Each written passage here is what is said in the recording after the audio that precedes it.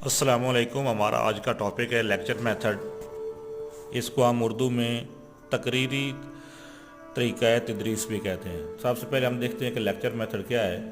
Lecture method जो है ये सबसे ओल्ड मेथड है जो कि आइडियलिज़म की फ़िलासफ़ी पे बेस करता है। इसमें टीचर जो है वो एक्टिव होता है, स्टूडेंट पैसिव होते हैं, लेकिन टीचर जो है वो अपने लेक्चर को अट्रैक्टिव बनाने के लिए, स्टूडेंट को एक्टिव रखने के लिए दौरान तदरीस तलबा से सवालात पूछता रहता है।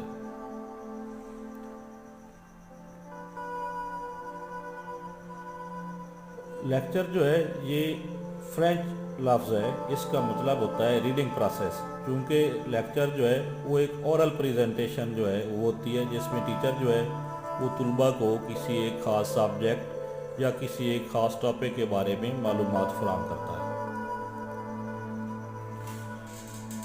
अगर हम इसके जो है अल्फ़ाबेट्स उनके हिसाब से देखें तो लेक्चर जो है इसमें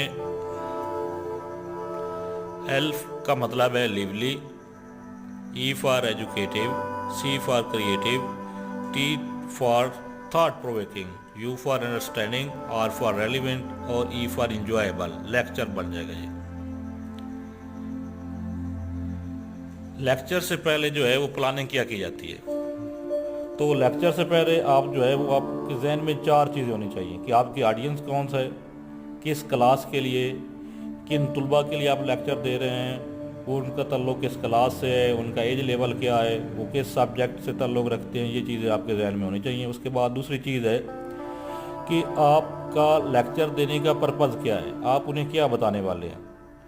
और तीसरी चीज़ इसमें है कि आपका लेक्चर जो है वो कितने दौरानिए का होगा, वो 30 मिनट का होगा, 40 मिनट का होगा, 60 मिनट का होगा। तो आपने टाइम को मद्देनज़र रखते हैं। और उसके बाद अगला है कि what is the subject matter, कि आपने उन्हें पढ़ाना क्या है, किस चीज़ पे लेक्चर देना है। तो ये 4 चीज़ें हैं, who, why, how long and what.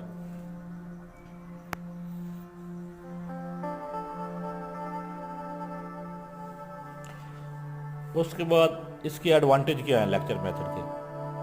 सबसे पहले फैक्चुअल इंफॉर्मेशन के लिए ये सबसे बेहतरीन तरीका तदरीस है। जहाँ पे क्राउड ज़्यादा होता है, लार्ज क्लासेस होती हैं, वहाँ पे ये यूज़फुल है।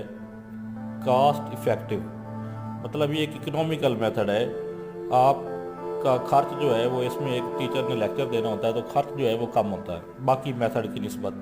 अगर आप इसका मुआवजा करें प्रोजेक्ट मेथड के साथ, डिस्कवरी मेथड के साथ, तो वहाँ पे जो है वो कास्ट इफेक्ट जो है वो ज़्यादा होता है। क्विक एंड स्ट्रेट फॉरवर्ड वे, इसमें आप तलबा को जल्द से जल्द जो है वो अपनी बात कन्वे कर देते हैं। टाइम सेविंग मेथड है। इस तरह फैमिलियर मेथड है सबसे ज़्यादा, चूँकि हमारे यहाँ ये यूज़ होता है यूनिवर्सिटी लेवल पे भी, स्कूल लेवल पे भी ये मेथड जो है वो सबसे ज़्यादा इस्तेमाल किया जाता है। इसके डिसएडवांटेज क्या है। कंटेंट सेंटर्ड ये है कि टीचर जो है उसके जो अपना सब्जेक्ट होता है उसके पास, उसी सब्जेक्ट से मुतल्लिक रहता है, उसको पहुंचाता है। वन साइड अफेयर, सिर्फ जो है वो टीचर एक्टिव होता है, टीचर जो है वो मालूमात स्टूडेंट को पहुंचाता है, लेकिन आगे जो स्टूडेंट्स होते हैं या जो उसकी ऑडियंस होते हैं वो उन मालूमात को कितना समझ रहे हैं, इसमें जो फीडबैक है मैकेनिज्म वो कम होता है।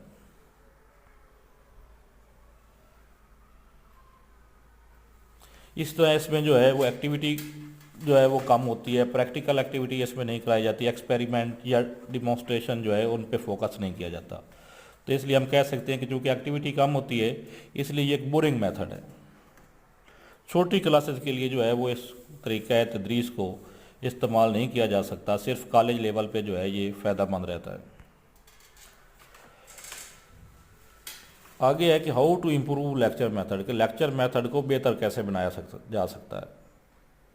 सबसे पहले है fit the lecture to the audience, कि अपना लेक्चर जो है वो ऑडियंस के मुताबिक रखें, अपने टॉपिक के साथ जुड़े रहें। फोकस यूर टॉपिक, कि जिस टॉपिक पे आप लेक्चर दे रहे हैं उससे आप जो है उसी से रिलेटेड मालूमात पहुँचाएँ।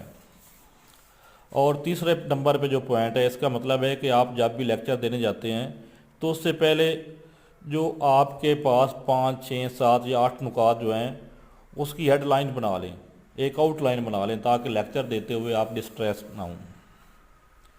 Organise your points for clarity, ان پوائنٹ کی ترتیب بنا رہے ہیں کہ پہلے کیا بات کرنی ہے، اس کے بعد کیا بات کرنی ہے، اس کے بعد نیکسٹ فیز میں کیا بات کرنی ہے. تو آپ نے 5 6 7 جو پوائنٹ بنانے ہیں جو آپ نے ایک لیکچر میں بیان کرنے ہیں، ان کی ترتیب دے لیں ان کو.